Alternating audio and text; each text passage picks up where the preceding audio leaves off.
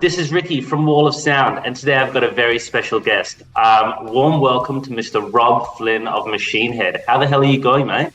I'm doing great. I just got back from 7 days of camping and wakeboarding and wake surfing in an area that had no cell phone, no internet, it was awesome. That sounds awful, Rob. How the hell did you get through all that? It was great, man. I needed the recharge bad, so it was good.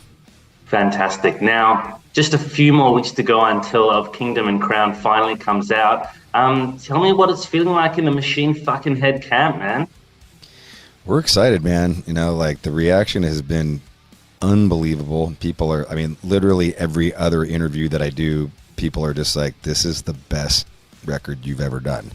And, it feels good. It feels good to hear that, especially it's been such a crazy time and then the pandemic and, to come out of it with something that people are genuinely vibing on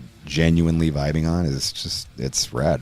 That's fantastic, man. And we've heard a bit of a taster with Choke on the Ashes of Your Hate and Unhallowed, and fans have gone pretty mental around how well they've sounded. Tell me a bit about the album from your point of view. Well, it is a concept record, which is a first for Machine Head. We've never written a concept record, but it is a concept album, and it is set in a futuristic wasteland where the sky is always stained crimson red, and it revolves around two characters. So character number one is named Eris. He loses the love of his life, Amethyst, and goes on a murderous rampage against the people who killed her.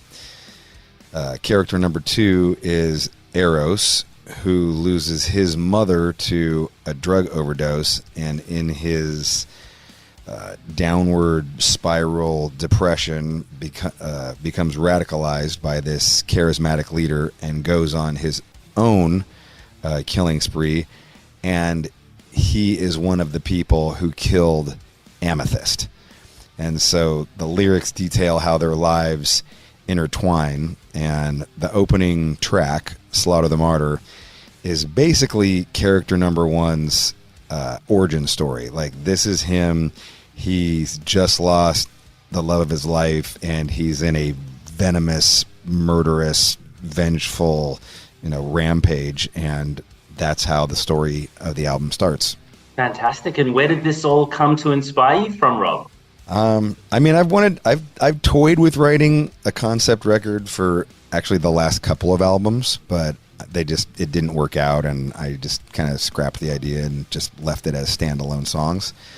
One of my first concept records that I really went crazy on was The Wall by Pink Floyd. Like, I love that record so much, and there's so many great songs, and I loved the movie, and but listening on my headphones to that record all the time, like, I loved all the little segues and the helicopter flying over and the conversations happening, and it just took you to a different place, and I always thought that was a really cool thing. So, when we started putting this together, like, the idea came up, like, maybe doing it as a concept, and I didn't want to write a shitty concept record, so I committed to it in theory, but like, I was like, if I can't tie every song together, like, it's going to be kind of stupid. So, we'll see how it goes. But, as time went on, it really just started coming together. And, one of the big things that I think helped it was I had originally started writing the concept as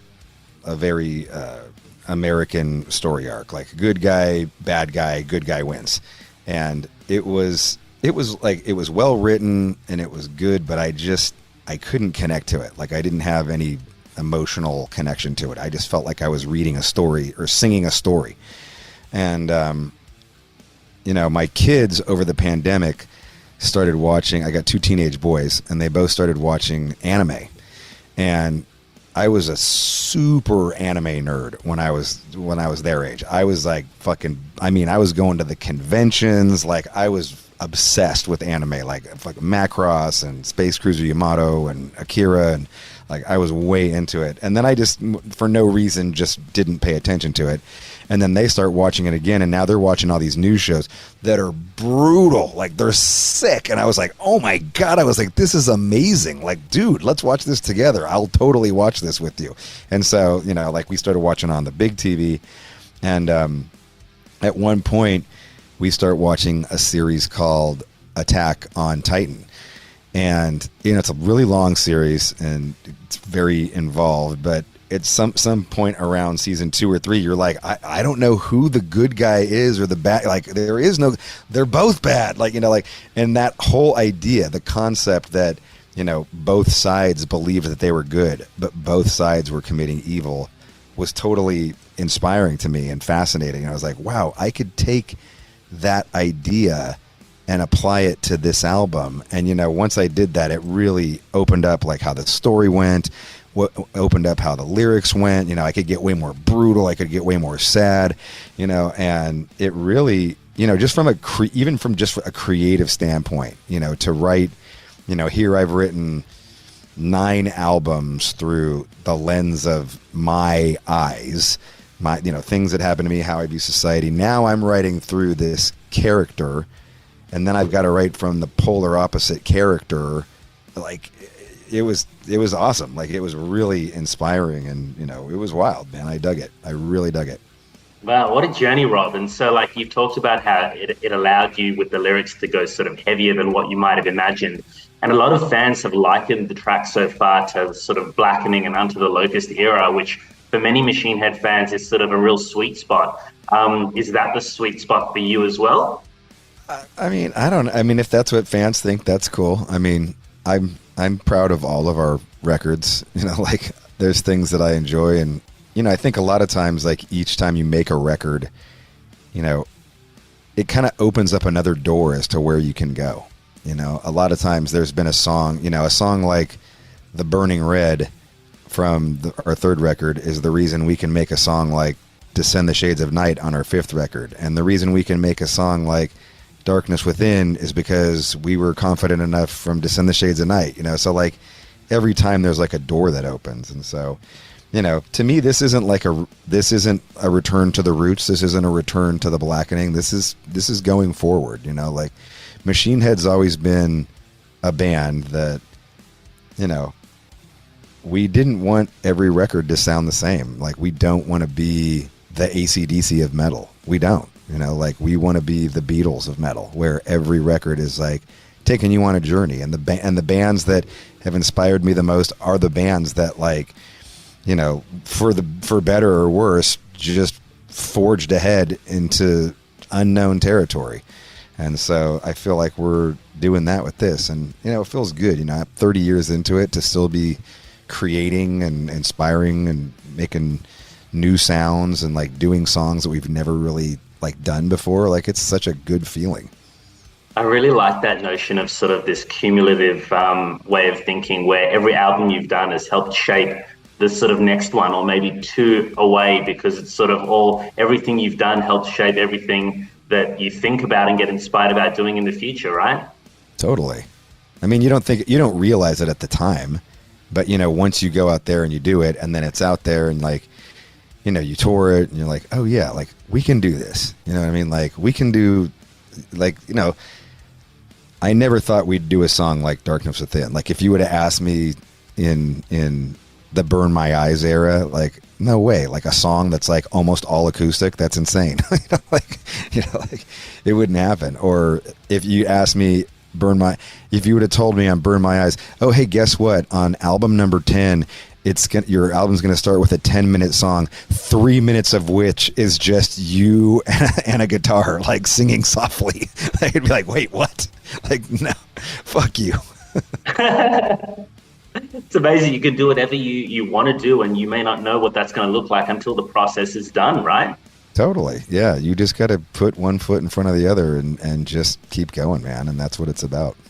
I love that. So the record's massive, Rob. It lasts for like an hour or more, and it's got it's got the 3-track single "Arrows and Words from the Sky," an absolutely powerful release.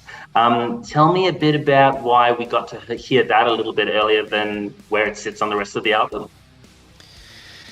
You know, I love that we're in this time with technology where I could record a song today and it's out tomorrow. You know, like, I think that's insane to me. Like, that's just like, after being in the music business for this long, like, it's so incredible that we can do this. And I don't think that artists take enough advantage of it. Like, I think that, you know, certainly I think metal bands sometimes are still just stuck in a record mode, album mode. And, you know, we started doing standalone singles back in 2016. And, you know, we've released 9 songs since the Blackening, or since Catharsis. And, you know, I just feel like it just makes your fans that much more into what you're doing. You know, to wait, you know, Machine Head tends to take a long time also between records, 3 years sometimes, 4 years sometimes. And, you know, to be able to just feed music out there, you know, I grew up in the thrash scene. You know, like, I was lucky enough to be born in the Bay Area when I was a teenager, and, you know, the first time I go to see Metallica is they're supporting Raven at a 500 capacity room, and there's maybe 250 people there. And, you know, we run into James Hetfield, who's signing autographs at the bar stool. Like, as you walk in, we were like, oh shit, let's get an autograph from James Hetfield. You know, like, it was this incredible time. And it was very underground, and this was not getting played on radio. There was no mainstream attention. Like, it was all tape traders and demos being circulated at bootleg stores. And I mean, dude, me and my friend, we had bootlegs of every Metallica song that would come out on Kill 'Em All. We had demos of damn near every song on the record. You know, when Exodus came out with Bonded by Blood, we had that record 6 months before it came out. You know, I had Rain and Blood with the hi-hat counts still at the beginning of every song. But, you know, like that kind of shit. And it just because I had all of that early didn't make me not care about the music. In fact, it made me care about it more. It made me more into it because I felt like I had this special thing that most of the world didn't know about, you know, and it just made me crazier about the band. And then the record would come out and it would be slightly different or whatever. Like, maybe it was a different mix, you know, and I've had that happen. You know, I remember I had Alice in Chains came through town on the first album, Facelift, and they gave my friend a demo of the songs that they were writing for Dirt, the Dirt album. And it was the song Dirt, it was the song Junkhead, it was the song Wood, and it was something else. I want to say it was like, I think it's gonna rain. I can't remember. I think it's gonna rain. Anyway, I remember we listened to that thing. We had that thing for probably 9 months before Dirt was out, and we just we just listened to that thing non-fucking stop. And I remember Wood cut off halfway through. The song Wood cut off halfway through, so we didn't know how the song ended. And then, you know, we heard the record and was like, oh my god, that's how it ends. You know, like, it was such a cool thing. And, you know, to me, that's all this is. I didn't want to make fans wait. It was a pandemic. It was like, let's just give people music and fucking not worry about whether it's on a record or whether this or that. Like, just, you know, put it out there and you know, make people feel connected to this music. I really like that, Rob. It's kind of like bringing that thrash, raw way of doing things that you experienced into this modern tech era where, yeah, a lot of stuff gets taken away from us in terms of feeling hard, violent stuff like that. But you're able to bring that in from giving a teaser of here's 3 tracks that's going to be on the album. Get a feel for it. We just recorded it now. Right. And there's still a huge portion of the audience who won't even hear any of these songs until the record's out, you know, because just people are so busy with what they're doing and lives, and they're, you know, it's just a crazy time. So that's okay too. But, you know, if you're a diehard and you want to go down the rabbit hole, it's out there. I love that. You talked about a lot of singles that you guys have been, you know, pushing out as opposed to just EPs and albums. And one of those was Circle the Drain. And that one really sort of struck me as something interesting for Machine Head. It took on a very melodic side, and it really took on something new that we might not have heard in your vocal style before. Tell me a bit more about that single. I know it's a couple of years old now. Could we expect anything else like that from Machine Head in the future, do you think? Yeah, I mean, it's done really well. Like, surprise, that was one of the things too that was like, just one more reason to continue to do, that records don't just have to be, it doesn't just have to be records. That was just a standalone single.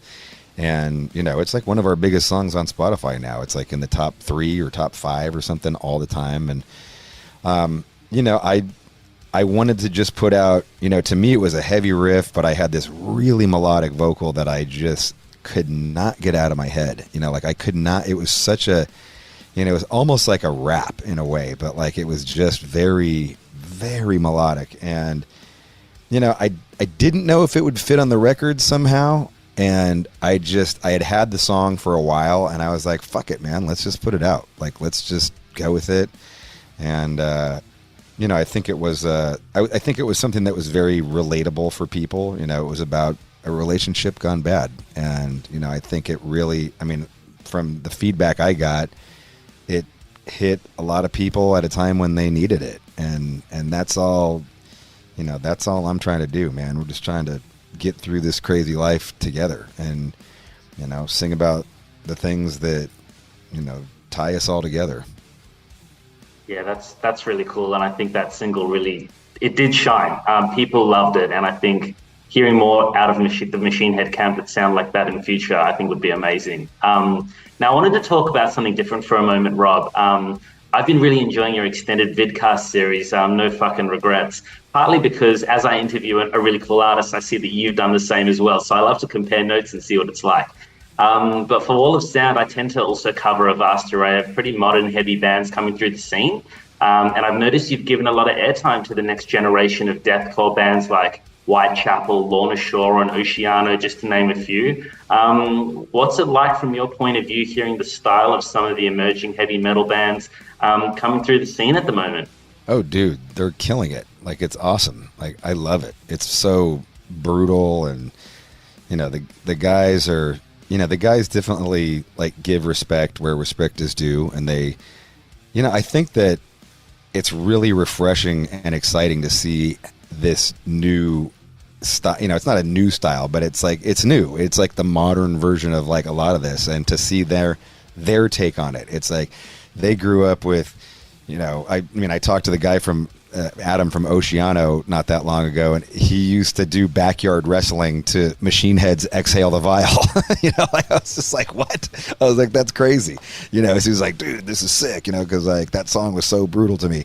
And, and he took, a little bit of Machine Head and a little bit of, deathcore or whatever they were into, and then like put his own spin on it. And he's a beast. Oh my God. He's like, I could watch that dude sing death metal all day. Like, those fucking videos that he puts up on his Instagram are the fucking best, dude. Like, his voice is so brutal. And, I love that. I love to see it, that they've got this passion for it. Will from Lorna Shore, nicest guy ever. Like, he's the best. Like, him and I really hit it off, which I was not expecting. And super nice guy, killer singer, great, fantastic fucking band. I think that, it's a really exciting time for young metal bands like that, man. It's awesome. And, to me, I didn't, when I started doing the podcast, I don't think it was very good, honestly. Like, my first, 30 episodes were just, okay.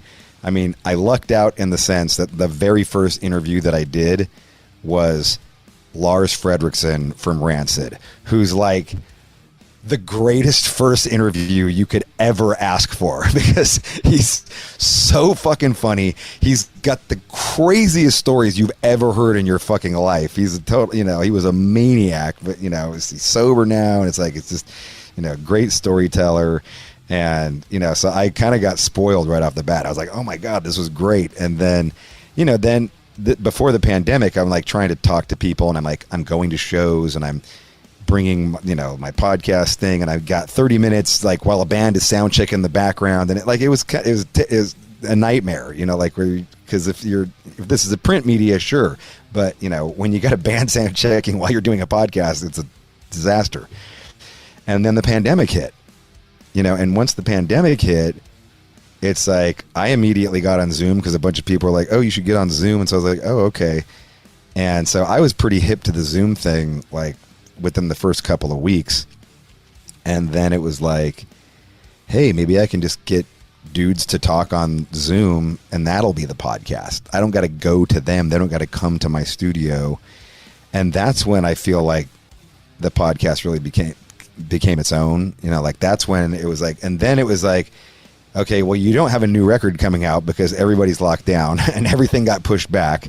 So let's just talk about whatever, and for me, like, I got to say that made it way more enjoyable, like that it didn't always have to be around a record. And now kind of like as people got back into it, like I did have to be about the record, but then it just became about like those things were 3 hours, like some of them are 3 hours long. I'm just talking to some dude for 3 hours about, life and death and drugs and sex and everything in between, and it was awesome. Like I really enjoyed that part of it. I enjoyed it a lot more than I thought that I would. Joe Rogan of heavy metal, Rob? I don't know about that. I don't know. I've really been enjoying it. He's kind of in his own lane, you know what I mean? Yeah. Well, we'll leave him to do his thing. Yeah. It's a really awesome podcast. I've really been enjoying seeing it evolve and seeing you evolve as a host as well. The pandemic really did deliver some things that we didn't think it would. I'm running out of time. I wanted to talk to you a little bit about the Evening with Machine Head tour series. In Australia, we've got to appreciate that a couple of times. No support acts, no bullshit, just Machine Head for 3 fucking hours. I loved it. Can we expect some of that for the next Machine Head World Tour? Is that still a thing? We're looking at February 2023, doing Australia, Japan, South America. We're booking U.S. tour dates for end of March, and then we've also got more U.S. tour dates that we're looking at for November, December of this year. And so, we've got that sweet spot right there in February, maybe the beginning of March, that we're looking at for Australia. But yeah, can't wait to get back, man. Definitely want to do the evening with. We were supposed to come down there for the Burn My Eyes 25th anniversary, and that pandemic fucked that all up. So, now that we're torn behind this album, we'll continue that. And, yeah, for sure, come back, do that. I mean, we love it. The fans love it. Like, it's a win-win for everybody, man.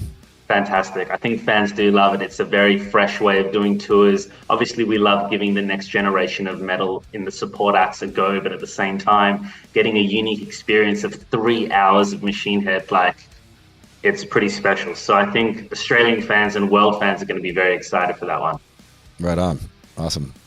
Hell yeah, man. Well, I'm running out of time, Rob, but thanks so much for taking the time to chat with us here at Wall of Sound. You're an absolute legend. I'm a massive Machine Head fan myself. I'm really looking forward to the album coming out. And I'm wishing you and the band all the best for the release. Awesome. Thank you very much, dude. Yeah, this was killer.